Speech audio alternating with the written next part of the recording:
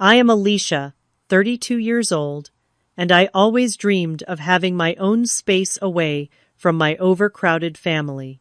For years, I secretly saved every bonus check and tax refund until I finally bought a lakeside cabin without telling a soul. It was my sanctuary, my escape, until last month when a friend sent me videos of my family throwing a party there while I was in Europe. I forwarded them to my husband James. An hour later, he walked through that cabin door, and their celebration stopped cold. Before I tell you what happened next, let me know where you are watching from.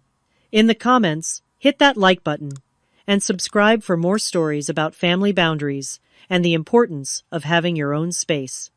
Growing up, privacy was a foreign concept in my household. I shared a bedroom with my two sisters in our small suburban home where personal space was non-existent and someone was always borrowing my things without asking. Even my diary had to be hidden beneath a loose floorboard under my bed. I promised myself that someday I would have a place that was completely mine. After college, I worked my way up to become a marketing executive at a growing tech company. The position came with a comfortable salary and quarterly bonuses that I diligently tucked away into a separate savings account my husband James knew nothing about. Not because our marriage was troubled, but because I needed something that was mine alone. James is a wonderful man, 34 years old with a heart of gold, but he comes from a family where everything is shared. Doors are always open, and personal boundaries are seen as selfish. Family is everything he would say whenever I complained about his parents dropping by unannounced or his siblings borrowing our things without returning them. That is just how Family Island. But I wanted more than that explanation. I wanted respect for my space and belongings. So while I smiled and nodded during family gatherings, I continued adding to my secret fund labeled simply Someday Dream in my banking app. After 6 years of saving, I had enough for a down payment. I hired a discreet real estate agent named Valerie who understood my need for privacy. "Sometimes we need our own sanctuary," she said during our first meeting. "I will help you find yours." For 6 months we searched until we found it a 2-bedroom lakefront cabin with a wraparound deck and floor-to-ceiling windows overlooking the water. It was situated on 2 acres of wooded land, just remote enough to feel secluded, but only a 45-minute drive from our suburban home. The moment I stepped inside, I knew this was my place. The afternoon sunlight streamed through the windows, casting a golden glow on the hardwood floors. I could already imagine myself curled up on a window seat with a book, watching the sunset over the lake. The purchase process was exhilarating and terrifying. Each signature on the paperwork felt like both a betrayal and an affirmation. I justified the secrecy by planning to eventually reveal it to James as an anniversary surprise. I told myself he would understand once he experienced the peace and tranquility of having a special place just for us, away from the constant intrusion of family. On closing day, when Valerie handed me the keys, I felt a surge of emotion I had never experienced before. Ownership, independence, freedom. I thanked her for her discretion and drove straight to my new sanctuary. That first weekend alone at the cabin was pure bliss. I brought cleaning supplies, new linens, and a few personal items to make it feel like home. I swept the floors, washed the windows, and arranged furniture exactly how I wanted it. No one telling me the couch would look better against another wall, or questioning why I would choose that particular shade of blue for the kitchen towels. Over the next few months, I undertook small renovation projects. I fixed the creaky boards on the deck, updated the outdated bathroom with new fixtures, and splurged on stainless steel appliances for the kitchen. Every change was my decision, every improvement, a reflection of my taste. My favorite addition was a reading nook in the corner of the living room overlooking the lake. I installed a cushioned window seat with storage underneath, filled it with plush pillows, and positioned a small side table just right for holding a cup of tea and a stack of books. This spot became my refuge, where I would spend hours lost in novels I never had time to read at home. I established a routine of visiting the cabin every other weekend, carefully planning my escapes around family obligations and work commitments. To maintain the secrecy I created, elaborate cover stories, important work projects requiring my full attention visits to college friends in nearby cities, self-improvement retreats that James had no interest in joining. He never questioned these absences, trusting me completely, which added to my guilt even as I reveled in my freedom. The interior of the cabin evolved to reflect my personality in ways my family home never could. I hung abstract art that my mother-in-law would have deemed too modern, used vibrant throw pillows that clashed wonderfully with the rustic furniture and displayed quirky souvenirs from my travels that had previously been relegated to storage boxes. Every item had a story, and every story was mine. There was guilt, certainly, especially on nights when I would call James from the cabin deck, watching the moonlight shimmer on the lake while pretending to be working late at the office. But that guilt was always overshadowed by the profound sense of liberation that came from having something that was solely mine, untouched and uninfluenced by my well-meaning but overwhelming family. As our 5th wedding anniversary approached, I began preparing to reveal my secret. I planned to bring James to the cabin for a romantic weekend, surprising him with both the property and the news that it was already ours. I imagined his initial shock giving way to understanding, pictured us creating new memories there together, a private retreat where we could strengthen our marriage away from external pressures. I truly believed he would understand why I had needed this, why I had kept it to myself until I was ready to share. Little did I know that my carefully constructed sanctuary was already compromised, and that the boundaries I had established were far more fragile than I had imagined.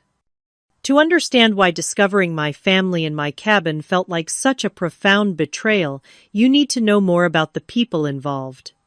My parents, Martha and Robert, are loving but extraordinarily invasive. They retired 5 years ago, and now dedicate their abundant free time to being involved in their adult children's lives. My mother has never met a boundary she would not cross out of love, and my father enables her with his easygoing, just trying to help attitude. My younger sister Lauren, 29, has been competing with me since childhood. If I achieved something, she needed to achieve it bigger and better, then ensure everyone knew about it. When I bought my first car, she saved for a more expensive model. When I got promoted, she changed jobs to secure a more impressive title.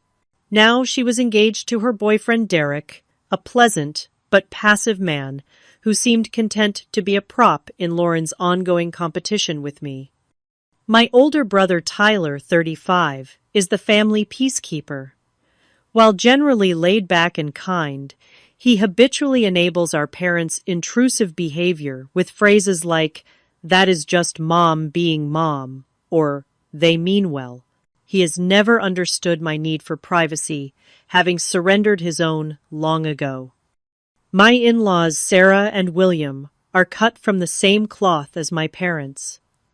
They treat our home as an extension of theirs, dropping by without calling and rearranging my kitchen cabinets, because this setup makes more sense, dear.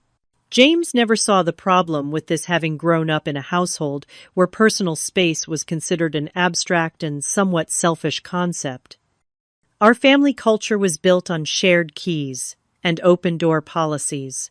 Everyone in the extended family had keys to each other's homes for emergencies, which somehow included situations like my mother wanting to drop off a casserole at 10 in the morning, or my sister needing to borrow an outfit while I was at work. Over the years, Boundary violations had become so common, they were barely acknowledged. There was the time my mother completely rearranged my kitchen while I was at a conference, discarding organizational systems that had taken me weeks to perfect. Or the family vacation, where I could not even shower without someone knocking on the bathroom door with an urgent question about dinner plans. Or the holiday traditions that somehow always happened at our house despite my annual protests about hosting.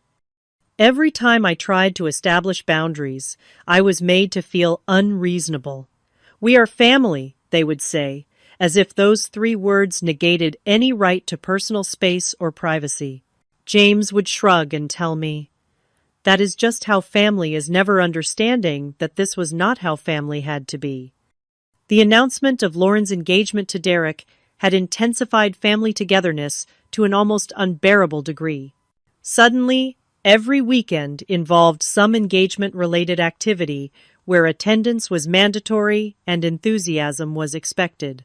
My polite suggestions about respecting our time were met with gasps of, "But it is your sister's special time," as if Lauren had not already claimed most of my childhood as her special time. The tension between my need for privacy and my family's expectations was reaching a breaking point when an opportunity arose at work, a 2-week business trip to Europe, to present to potential clients in London, Paris, and Berlin. Under normal circumstances, I might have tried to shorten such a trip, but with family pressure mounting, those 2 weeks away sounded like oxygen to a drowning woman. As I packed for Europe, I decided that upon my return, I would finally reveal the cabin to James as our anniversary surprise. 5 years of marriage deserved a special gift, and I convinced myself that once he experienced the peace of our lakeside retreat, he would understand why I had needed to create it in secret. I imagined us spending weekends there together, establishing new traditions and boundaries as a couple, strengthening our relationship away from the constant demands of our families. The business meetings were scheduled across 3 cities, with the final and most important presentation happening in Berlin. My team had worked for months on the proposal, and success would mean a substantial promotion. Under different circumstances, this trip would have been a career-defining moment, deserving my full attention. Instead, as I boarded the plane to London, all I could think about was returning home to finally share my sacred space with my husband on my own terms. I had no way of knowing that by the time I reached Berlin, my secret sanctuary would be discovered, invaded, and forever changed. That the careful boundaries I had constructed would be trampled by the people I had been trying to establish them with in the first place. That my anniversary surprise would be ruined in the most painful way possible. I was in Berlin preparing for the final client presentation of my European trip when my phone buzzed with a FaceTime call from Natalie.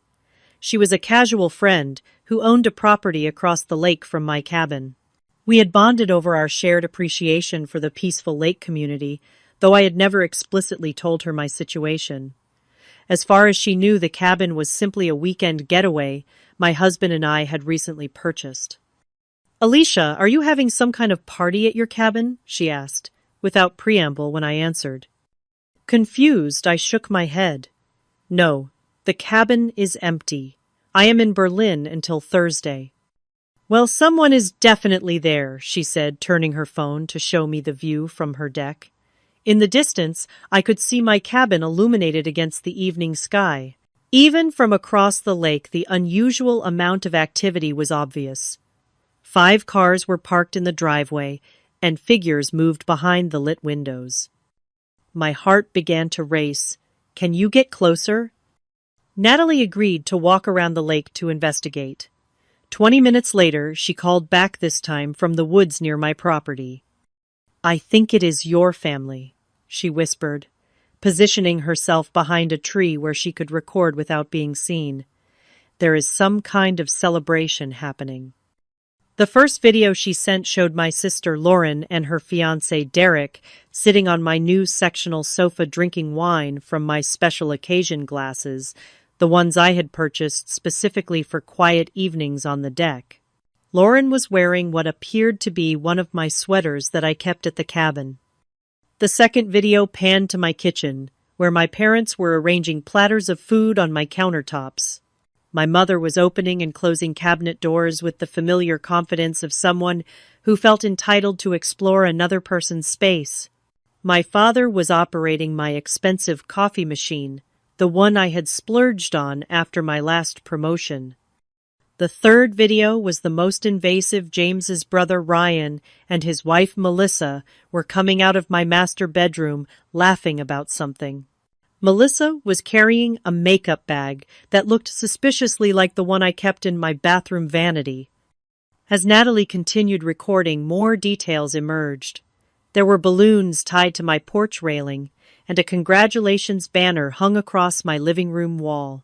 Gift-wrapped packages were piled on my handcrafted coffee table, the one I had commissioned from a local artisan.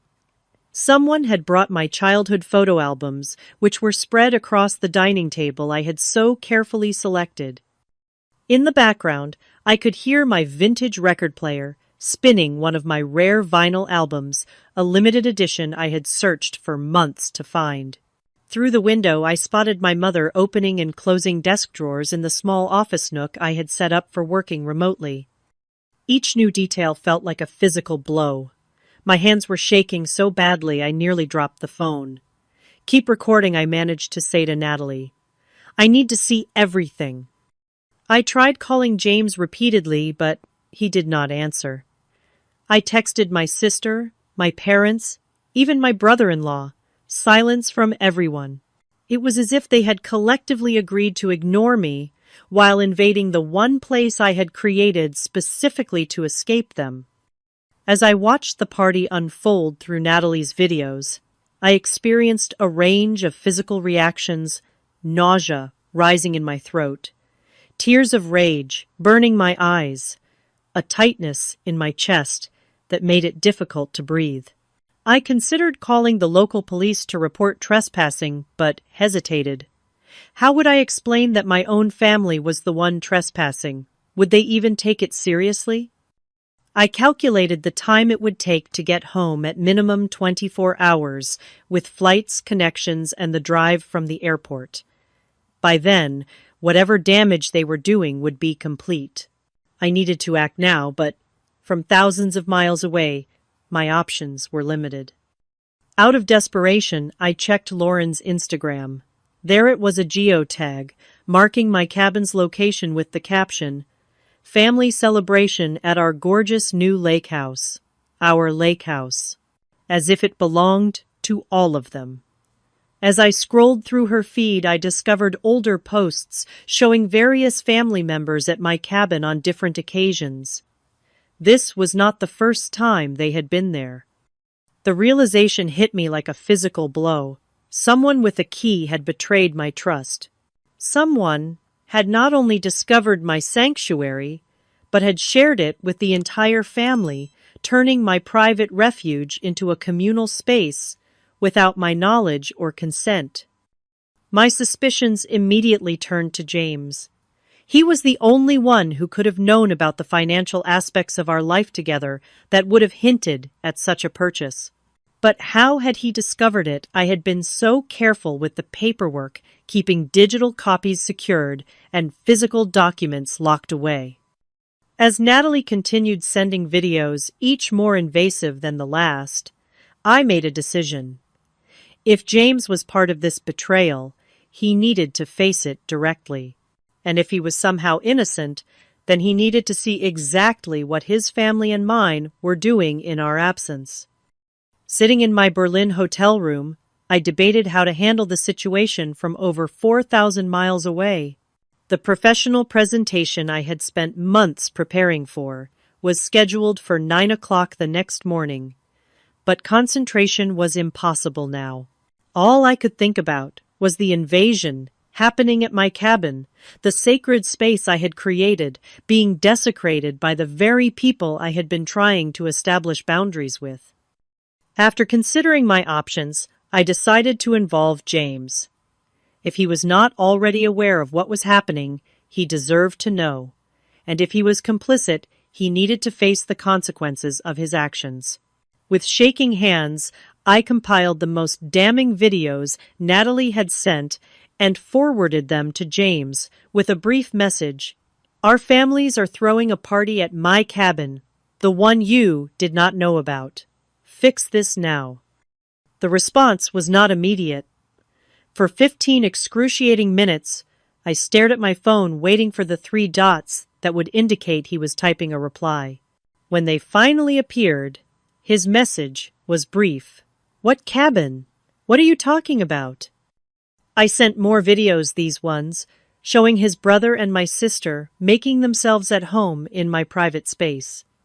This cabin. The one I bought with my money that apparently everyone knows about now. Another long pause before his next message. I had no idea you bought a cabin. I am leaving work now. Send me the address. I provided the location, then added, if you are lying to me about not knowing our marriage is over. His response came quickly. This time I swear I did not know. I am driving there right now. This is unacceptable. The next hour was the longest of my life. I paced my hotel room, checking my phone every 30 seconds, torn between hope that James was being truthful and fear that he had been part of the betrayal all along. Natalie continued providing updates from her vantage point, across the lake, now using binoculars to observe the scene. A new car just pulled up, she texted. Tall guy, dark hair, walking fast, looks angry. James. I asked her to keep watching and record whatever happened next. Through her lens, she described James's arrival, how he slammed his car door, strode purposefully to the cabin, and flung open the front door without knocking. Though we could not hear what was being said, the body language visible through the windows told the story. Arms waving, fingers, pointing faces, transitioning from celebration to shock to defensiveness. Natalie narrated the exodus that followed. First, my parents walking stiffly to their car, my mother gesturing dramatically while my father tried to calm her. Next came Lauren and Derek. My sister's face flushed with either anger or embarrassment, perhaps both. Last were James's brother Ryan and his wife, looking annoyed as they carried what appeared to be overnight bags to their SUV. Within 20 minutes of James's arrival, the party had completely disbanded. One by one, the cars pulled away, leaving only James's vehicle in the driveway. 10 minutes later, he called me on FaceTime. The scene that greeted me was worse than I had imagined. The aftermath of the hasty departure was evident everywhere. Half-empty wine glasses on tables, food left out on counters, gift wrap strewn across the floor. My beautiful cream-colored sofa had what looked like a red wine stain on one cushion. The handcrafted coffee table showed a visible scratch across its polished surface. A vase I had brought back from a trip to Italy lay in pieces by the fireplace. James looked shell-shocked as he panned the phone around the room. His face was red, his hair disheveled, as if he had been running his hands through it repeatedly. I had no idea, he kept saying. I swear to you, Alicia, I had no idea about any of this. I wanted to believe him. I needed to believe him. How did they get in? I asked, my voice barely above a whisper. Your mother has a key, apparently, he said, his tone, a mixture of anger and disbelief. She would not tell me how she got it, just kept saying it was a family place and they were celebrating Lauren's engagement. And what did you tell them? That they were trespassing, that this was your private property they had no right to be in, that they needed to leave immediately and we would discuss this when you got home. He paused, looking directly into the camera. When were you going to tell me about this place? The question hung between us, heavy with implications about trust and secrets. For our anniversary, I said finally. It was supposed to be a surprise. Somewhere just for us, away from everyone else. He nodded slowly. We need to have a long conversation when you get home. But right now, I think you should know I told them all not to contact you until you are ready, and that there would be serious consequences for this violation. For the first time since receiving Natalie's call, I felt a glimmer of hope. Perhaps James truly had not known. Perhaps he was as angry about this invasion as I was. "Thank you," I said simply. "I will stay here tonight to make sure no one comes back," he offered. "And I will start cleaning up." But the damage was more than physical, and we both knew it. After ending the call, I contacted my airline and paid the substantial fee to change my return flight. The important client presentation would have to be handled by my team. Some things were more important than work, and right now salvaging what was left of my sanctuary and possibly my marriage took precedence. That night, in my Berlin hotel room, I barely slept. I kept replaying the videos in my mind, imagining what else they might have touched, moved, or damaged in my special place. More than the physical items, it was the violation of the space itself that felt irreparable. How could it ever feel like mine again, knowing they had all been there without my permission? How could I ever feel safe in my own sanctuary, knowing how easily my boundaries could be crossed? By morning, I had made up my mind. Whoever was responsible for revealing my secret would have to face consequences. No more polite acceptance of boundary violations. No more that is just how family is excuses. This time, they had gone too far, and I was done being the only one who respected boundaries in a family that seemed determined to ignore them. My return flight landed 12 hours earlier than originally scheduled. Despite the exhaustion of international travel compounded by emotional stress, adrenaline kept me alert as I navigated through customs and baggage claim. James was waiting in the arrivals area, his expression a mixture of concern and apprehension. The car ride home was tense, filled with awkward small talk about my trip and his work week. We both knew we were avoiding the elephant in the room, postponing the inevitable confrontation until we reached the privacy of our home. I stared out the window, wondering how many other secrets had been kept, how many other boundaries had been crossed without my knowledge. As we pulled into our driveway, I noticed something on our front porch, a large wicker basket wrapped in cellophane with a bright red bow. James sighed when he saw it. "That showed up this morning, from your parents." Inside our house, I unpacked the basket, expensive wines, gourmet chocolates, and a card that read simply, "We are sorry for the misunderstanding. Love, Mom and Dad." As if what had happened could be classified as a simple misunderstanding rather than a complete violation of my privacy and property. I placed the card on our coffee table and turned to face James. "I need to know everything," I said, my voice steadier than I expected. "When did you find out about the cabin? How long have they been going there? Who else knew?" James sat heavily on the couch, looking defeated. "I only found out about the cabin a month ago," he began. "Your mother called me very upset, saying she had found purchase papers in our home office while looking for a family photo album." I shook my head in disbelief. "She was going through our files in our home office." He nodded grimly. "Apparently. She said she was shocked you would make such a large purchase without telling anyone, especially me. She made it sound like she was concerned for our marriage, that you might be planning to leave me. And you believed her." "I did not know what to believe," he admitted. "I was hurt that you had not told me, confused about why you would keep something so significant a secret. When your mom suggested that the cabin could be a nice family gathering place, that maybe that was your intention all along, but you were just waiting for the right time to reveal it, I wanted to believe her. So you gave her permission to use my cabin." The anger I had been suppressing began to surface. "Not exactly," he said, his eyes unable to meet mine. "She already had a key somehow. said she had gone to check it out and it was beautiful, that it would be perfect for family weekends. And you did not think to tell me, to ask me directly. I should have, he acknowledged, but part of me was hurt that you had kept it secret.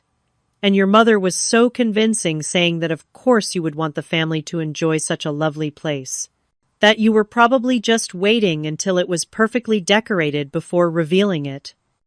As we talked, more details emerged. My mother had discovered the cabin 3 months ago, and had been using it for weekend trips with various family members since then. James had known for 1 month, but had never visited himself, held back by a mixture of hurt pride and confusion about my intentions. The engagement party had been planned as a way to make use of the beautiful space with my mother, assuring everyone that I would be delighted to know my cabin was being used for such a special family occasion. No one had questioned why I had not been told directly, accepting the explanation that it was still a work in progress. I was not ready to show off yet. After sending James to check on our mail, I conducted a thorough search of our home office. In a folder labeled tax documents, I found evidence that someone had been through my paperwork files, slightly out of order. A receipt from the cabin's security system installation, placed in the wrong folder. A business card from my real estate agent that had previously been secured in my private lockbox. When James returned, I confronted him with this evidence. She went through everything I said, my voice shaking with rage. And instead of telling me immediately, you let her continue violating my privacy. I made a mistake, he admitted. I was hurt that you had kept such a big secret, and I let that cloud my judgment. I should have talked to you directly. The next revelation came when I checked my email and found a message from the cabin's internet provider confirming a change in the account password I had never requested. Someone had not only been using my cabin, but had been changing my service settings as well. We need to go to the cabin, I said firmly. Now, I need to see exactly what they have done. The 45-minute drive to the lake was silent, each of us lost in our own thoughts. As we approached, I felt a knot forming in my stomach. This place that had represented freedom and solitude now felt tainted, contaminated by unwelcome presences.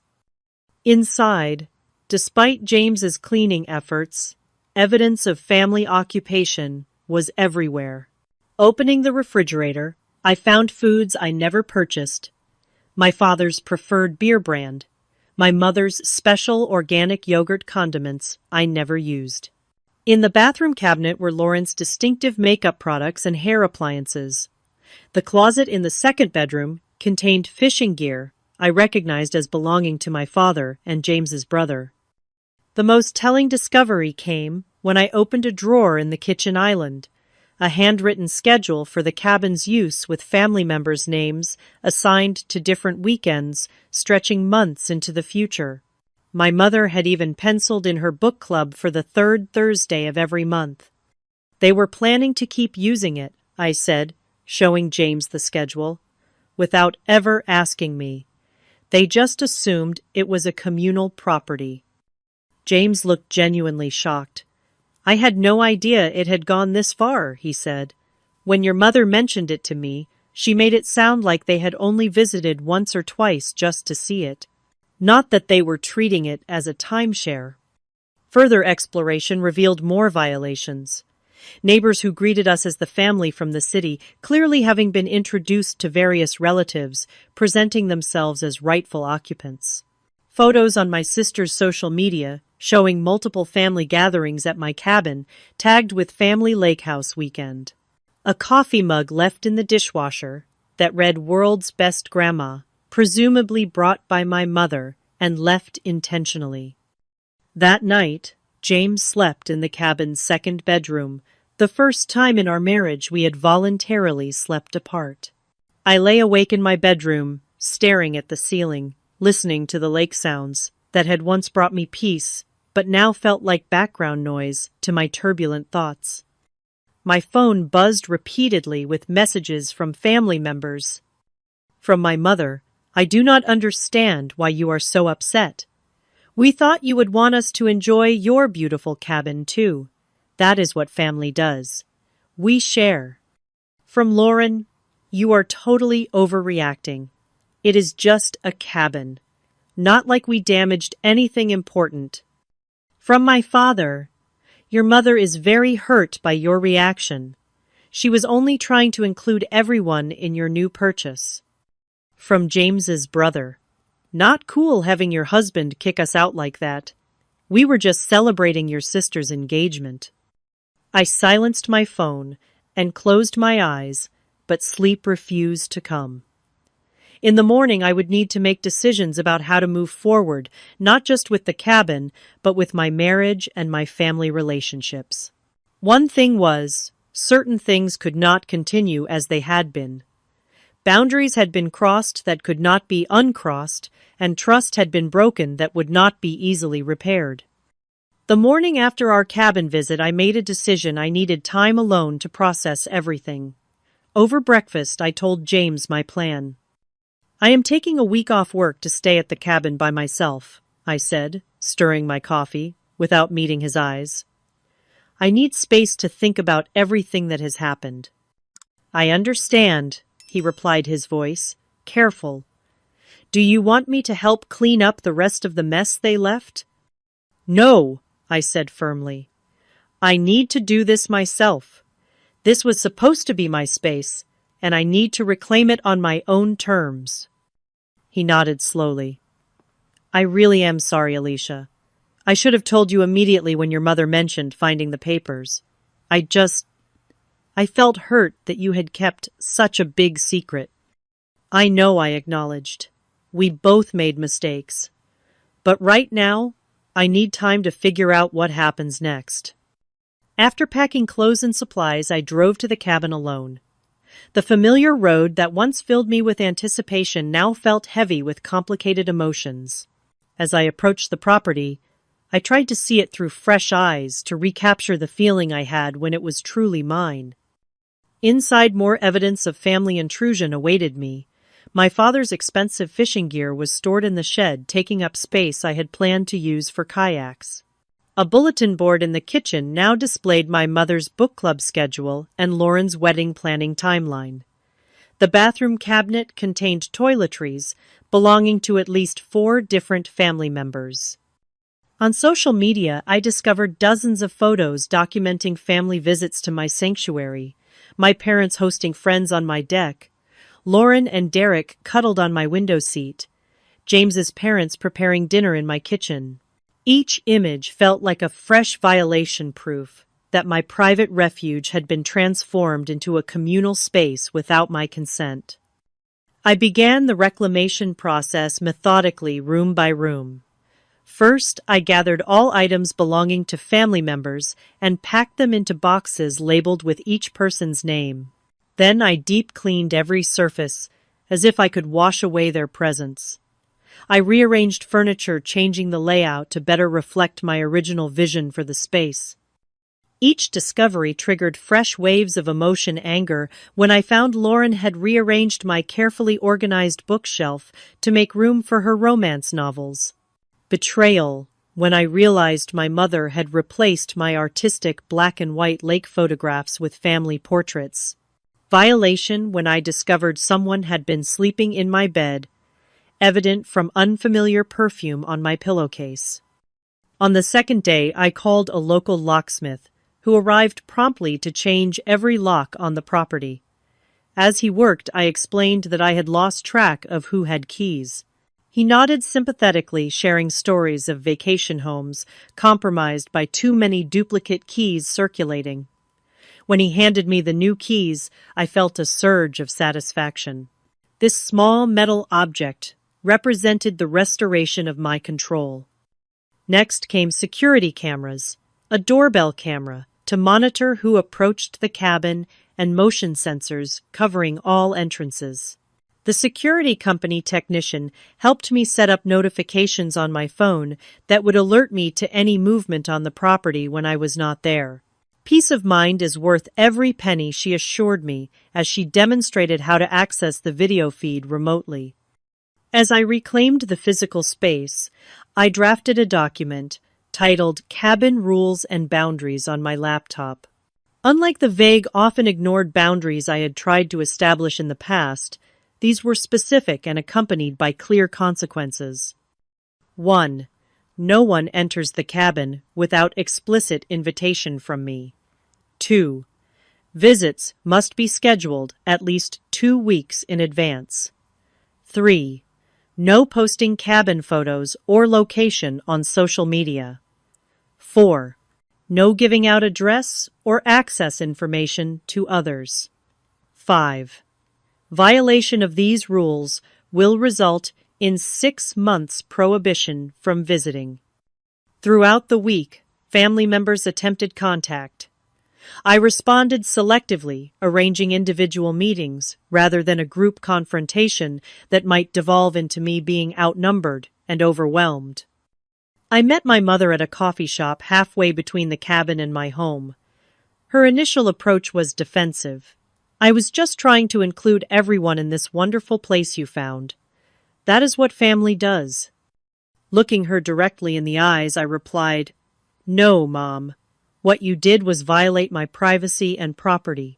You went through my personal files, made a copy of my key without permission, and treated my private space as communal property." "But we are family," she insisted, as if those words excused everything. "Being family does not mean having no boundaries," I responded firmly. "Would you enter my bathroom while I am showering? Would you read my private journal? Would you take money from my wallet without asking? Those are all boundaries most people respect, even with family." She seemed genuinely perplexed by the comparison. "That is different." "It is not different," I insisted. "My cabin is my private space just like my bathroom or my bedroom. The fact that you do not understand that is exactly why I needed a place of my own in the first place." By the end of our conversation, I had made my position clear. If she wanted access to my cabin in the future, she would need to respect my boundaries completely. The days of, "that is just how family is," are over, Mom. I need you to see me as an independent adult with the right to privacy. My meeting with Lauren was less productive. She dismissed my concerns as overreaction, insisting that sisters share everything. When I pointed out that she had worn my clothes without permission, she shrugged. "They looked better on me, anyway." That comment crystallized decades of competitive dynamic between us. "This is not about the clothes, Lauren. It is about respect. You did not have permission to be in my space to use my things, or to post photos of my private property online." "Whatever," she replied, examining her manicure. "It is not like you were using it while you were in Europe." I set firm boundaries with her no cabin access until she acknowledged the violation and demonstrated respect for my property. Her dismissive response told me it might be a very long time before she met those conditions. My father attempted to play peacemaker, as he had throughout my childhood. "Your mother meant well," he began when we met for lunch. "She just wanted everyone to enjoy this beautiful place you found." "Dad, I need you to understand something," I interrupted. "Good intentions do not excuse boundary violations. If I had wanted a family lake house, I would have discussed it with everyone. I deliberately created this space as a personal retreat." He seemed genuinely confused. "But why would you want a place all to yourself? Family togetherness is what makes life meaningful. For you, maybe," I acknowledged. "But I need balance between togetherness and solitude. I need spaces that are just mine, where I can decompress and be fully myself without accommodating everyone else's needs and preferences." Though he struggled to understand, he at least seemed willing to try. "I will talk to your mother," he promised, "and I will respect your new rules." By the end of the week, I had reclaimed the physical space of the cabin and established new boundaries with most family members. The final piece was addressing the issues with James. He arrived at the cabin on Friday evening, as we had arranged, looking nervous as he knocked on the door instead of using his key. I invited him in and showed him the changes: new locks, security cameras, rearranged furniture, and the written boundaries document. He took it all in silently before speaking. "I understand why you did all this," he said finally, "and why you needed this place to begin with. I should have respected your privacy when I first learned about it, and I should have shut down your mother's plans immediately." "Yes, you should have," I agreed. "But I also should have been honest with you from the beginning. Keeping such a big secret was wrong, even if my intentions were good." We talked for hours that night, addressing not just the cabin situation, but the deeper issues in our relationship. His tendency to dismiss my need for boundaries, my tendency to keep secrets rather than assert myself directly, our different understandings of family dynamics and personal space. "I want us to see a marriage counselor," I told him. "If we are going to move forward, we need help establishing healthy patterns." He agreed without hesitation. "I want to make this right. I want to understand what you need better than I have been."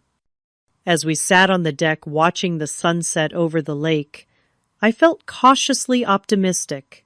The cabin would never be the same purely private sanctuary it had been before. But perhaps it could become something equally valuable, a symbol of my willingness to stand up for myself and establish healthy boundaries, and hopefully, eventually a place where James and I could create new memories untainted by family intrusion. "There are conditions for anyone visiting here," I told him. "Advance notice, limited stays, respect for my things and space. No exceptions, not even for parents or siblings." "I understand," he said, reaching for my hand, "and I will help enforce those boundaries. No more 'that is just how family is' excuses." In that moment, I felt stronger than I had in years. I had created this place as an escape, but perhaps its true purpose was teaching me to stop escaping and start establishing the boundaries I deserved in all areas of my life. 6 months have passed since that fateful day when Natalie's videos revealed my family partying in my secret cabin. In that time, much has changed, not just in my physical spaces, but in the emotional landscape of my relationships. My cabin is truly mine again, a sanctuary where I can retreat when life becomes overwhelming. The security cameras and new locks have prevented any unauthorized visits, and the clear written boundaries have established expectations that even my boundary-challenged family members have been forced to respect. The relationship dynamics within my family have shifted significantly. Some changes have been positive, others more distancing. Lauren maintained her dismissive attitude for several months, refusing to acknowledge any wrongdoing. Our relationship grew distant until 3 months ago, when she called unexpectedly. "I have been thinking about what happened," she said, her voice uncharacteristically subdued. "After Derek and I had a fight about personal space, I started to understand why you were so upset about the cabin. I should not have gone there without your permission." It was not a complete acknowledgement, but it was progress. 2 weeks later, I invited her for a sister's weekend at the cabin, her first authorized visit. The rules were clear, and to my surprise, she respected them completely. My parents have been on a longer journey toward understanding boundaries. After several difficult conversations and a period of limited contact, they have slowly begun to demonstrate more respect for my space and privacy. My mother no longer drops by unannounced at our home, instead texting to ask if it is a good time to visit. My father has become an unexpected ally, often reminding her, "We need to call first, remember." When I finally invited them to the cabin for a day visit, They arrived with a housewarming gift, a beautiful wind chime for the porch. "We want you to know we respect that this is your special place," my father said, as he hung it carefully where I directed. "Thank you for sharing it with us today." The most significant changes have happened in my marriage. James and I have been seeing a marriage counselor weekly, working through the complex issues of trust boundaries and family dynamics that the cabin incident brought to the surface. It has not been easy, but the process has strengthened our relationship in ways I never expected. "I never realized how much my family's boundary issues affected you," James admitted during a recent therapy session. "I always thought you were just being private or particular, but now I see you were trying to protect yourself in an environment where your space was constantly invaded." The counseling has helped us develop new patterns of communication and respect. James has become vigilant about checking with me before sharing our plans with family, and he no longer dismisses my concerns about intrusive behavior with casual, "that is just how family is" remarks. 3 months ago, we celebrated our anniversary at the cabin, creating new memories to replace the tainted ones. James presented me with a custom door sign reading Elisha's Sanctuary, "Enter with respect and permission only." It hangs proudly at the entrance now, a visible reminder of our new understanding. The healing process has not been linear. There are still moments when I feel the sting of betrayal, freshly particularly when I discover new evidence of how extensively my family used the cabin without my knowledge. Finding my mother's book club schedule still pinned to a community bulletin board in town recently triggered a day of renewed anger and hurt. But these moments have become less frequent and less overwhelming. I have learned that boundaries are not walls meant to keep people out permanently, but rather frameworks that define how people may enter our spaces and lives in healthy ways.